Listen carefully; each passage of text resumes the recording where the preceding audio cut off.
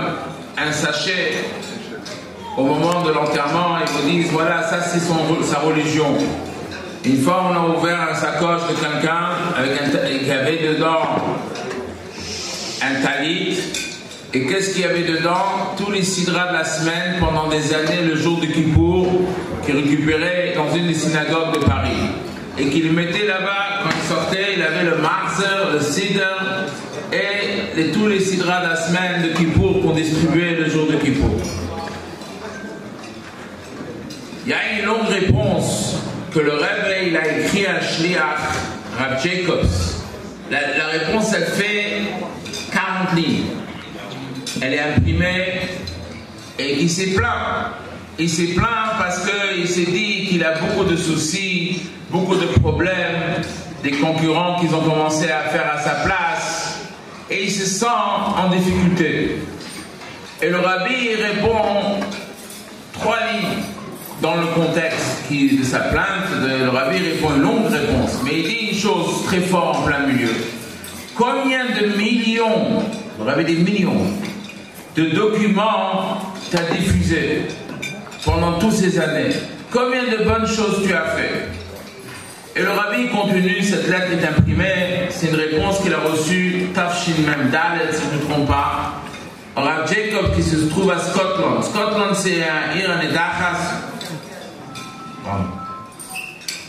C'est Iran et Dachas, pas Iran et Dachas, mais c'est une ville, un village qui se trouve dans le nord d'Angleterre. Et qu'en fait, c'est pas un village, c'est un pays, c'est Scotland. Et à Gopanim, le Rebbe il écrit là-bas toute une lettre qui, c'est intéressant que le Rebbe il m'ait aidé de me chazek sur les poulottes, sur les actions qu'on fait. Ce soir, le Kinous, il faut savoir que l'idée de Kinous, c'est une idée qui est venue Itaruta del Tata, c'est venu par un conseil. Dans quel contexte s'est passé? Il y avait le Rabbi, il a envoyé des shluchim, plusieurs fois des shluchim des Bachurim en Israël, en 76, 77 et 78. La Medzaï, la Medvad, la Medzaï, la Medchet. Et le Rabbi, il avait un Mevaker. Le Rabbi, il avait un espion, si on peut dire les choses comme ils sont, que Reb Zusha Vilmovski. Reb Zusha Vilmovski, il passait d'un endroit à un autre endroit, d'un Mossad à un autre, et dès qu'il rentrait dans le Mossad, il s'asseyait, il écrivait un Dour Rabbi, et tout le monde avait très peur. Quand il rentrait, tout le monde tremblait. Et tout le monde cherchait à ouvrir une discussion, comme ça, il ne regarde pas trop qu'est-ce qui se passe. Et les Bachurim me racontent qu'un jour, ils sont venus, les Bachurim, c'était à Tzemach Tzedek, et ils cherchaient un petit peu discuter avec lui, parce qu'il avait le côté un petit peu frélach. On sait qu'il était chez le Rabbi, toujours il était là-bas pendant 6 semaines de Chayel jusqu'à Zayin Cheshmen. Alors ils ont essayé un petit peu de l'occuper, qu'il parte le plus vite. À un moment donné, ils ont dit, qu'est-ce qu'on peut faire que le Rebbe ne soit pas content? Alors il a dit, moi j'ai une idée. C'est quoi l'idée? De faire un kinous. Que tous les shluchim que le Rebbe envoyait à l'époque à Tzvat et à Yerushalayim, c'était les 2 destinations, vous faites un jour ou 2 ensemble. Alors on a dit, mais il faut qu'on ait un accord du Rabbi, on est shluchim du Rabbi. Il a dit, t'inquiète pas, moi si vous êtes d'accord, moi j'écris. Et c'est comme ça que ça commençait, toute la marech, toute l'idée de Kinous HaShluchim.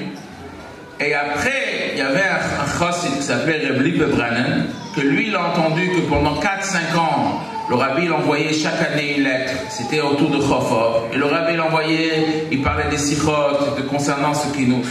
Et il lui envoyait une bouteille de mashke. Alors, il a décidé de donner une idée à New York de faire la même chose.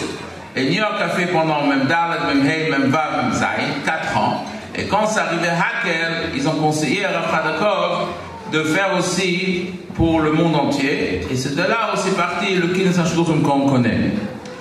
L'essentiel dans les lettres que le Rebbe parle, sur toutes les lettres, il y a une dizaine de lettres que le Rebbe a envoyées tous les ans, Shluchim en Israël.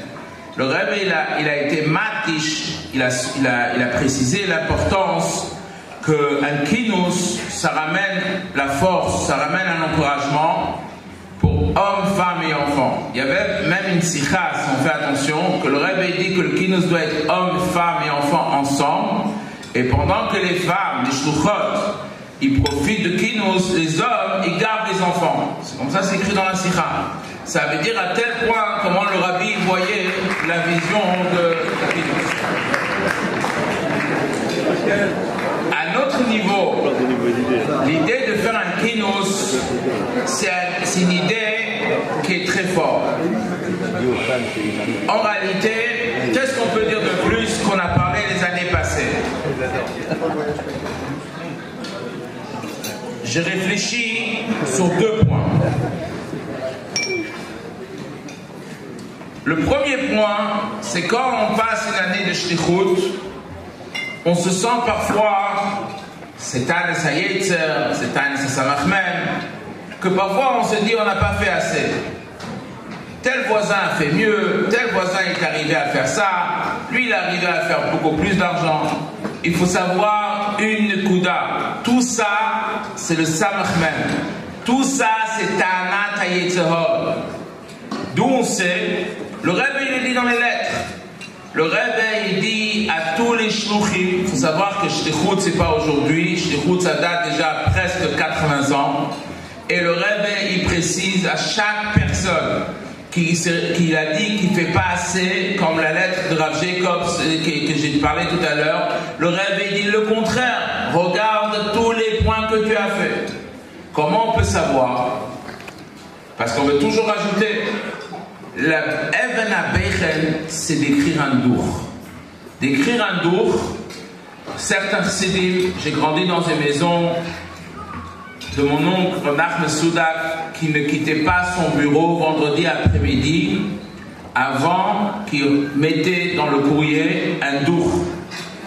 Une fois, il n'avait pas de quoi écrire, il n'a pas écrit. Le Rebbe il a demandé de vérifier si tout va bien. Parce que automatiquement, quand le courrier venait chez le Rebbe, il avait son enveloppe avec son tampon et le masque il reconnaissait tout de suite, le Rebbe il reconnaissait tout de suite que c'était une lettre d'un dour. Et une fois, il n'a pas écrit, sur les années de shlichut, il n'a pas écrit un vendredi. Le Rebbe, tout de suite dans la semaine, il a dit où est son dour.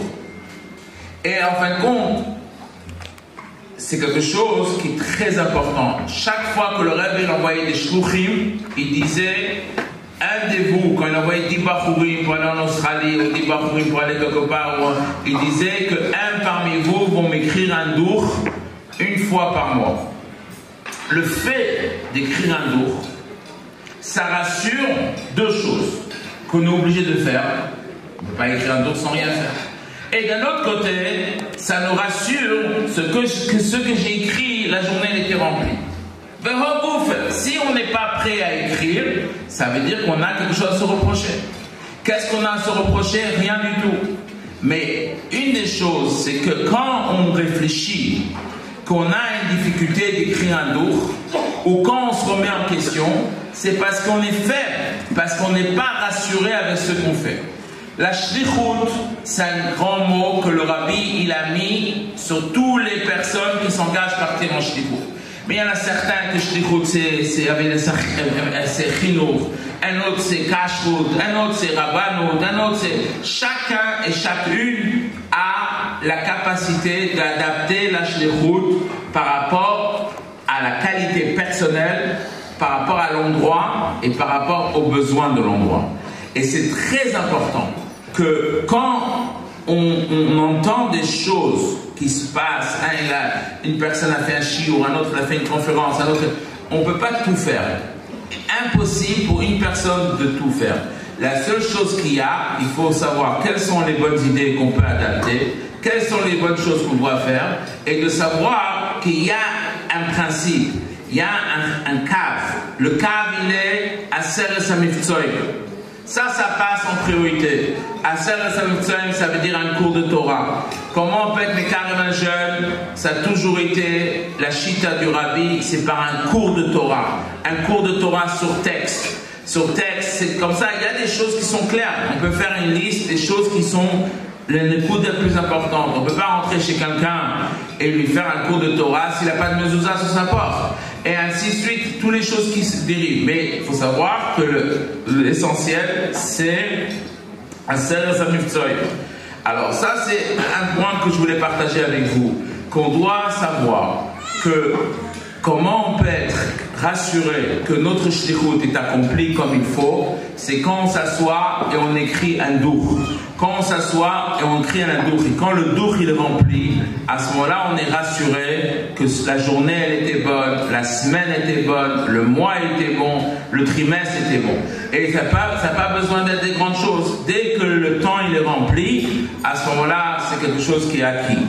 La deuxième chose, et avec ça on va terminer, c'est que j'en ai parlé avec plusieurs shluchim aujourd'hui, c'est que la responsabilité communautaire, elle devient plus en plus engageante par les shluchim. Et je m'explique. Avant, le Beit Lubavitch et les shluchim, ils étaient une organisation, un travail qui était totalement complémentaire pour certains détails, certaines importances par rapport à la reste de la communauté, par rapport à des autres organismes. Aujourd'hui, c'est quelque chose de clair qu'on est en train de, pour différentes raisons, de prendre une place très importante. Et la place, elle devient très importante à tous les niveaux. À tous les niveaux, matériellement et spirituellement. Et qui fait que nous sommes en premier rang dans les responsabilités. Et quand un shliach, il s'engage quelque chose, ça retombe toujours sur des autres choses. Quand un shliach il s'engage un prêt et qu'il n'arrive pas, pour des raisons, qu'il a des promesses sont pas rentrées ou des difficultés qu'il a, ça va toucher automatiquement les autres choses. Ça va toucher automatiquement le nom Lubavitch, il n'est pas attitré à personne. Le nom Chabad n'est pas attitré à personne. Chabad et Lubavitch, il faut prier au bon Dieu que chaque fois qu'il y a quelque chose, que ce soit dans le derrière que le rabbi veut. Quand il y a un Mossad qui a eu une difficulté et qu'il a eu un refus ou qu'il a eu le contraire, il y a eu quelque chose de positif, ça concerne tout le monde. Dans les coulisses, dans les administrations, dans les bureaux, dans les rabbanim, tout est lié. C'est comme ça, c'est une grande famille. Alors il faut savoir que deux choses. Premièrement, concernant notre responsabilité, il faut dormir tranquille. Baruch Hashem, chacun y remplit son temps. Les shluchim remplissent leur temps, les shluchot remplissent leur temps. Il n'y a pas à être jaloux de personne.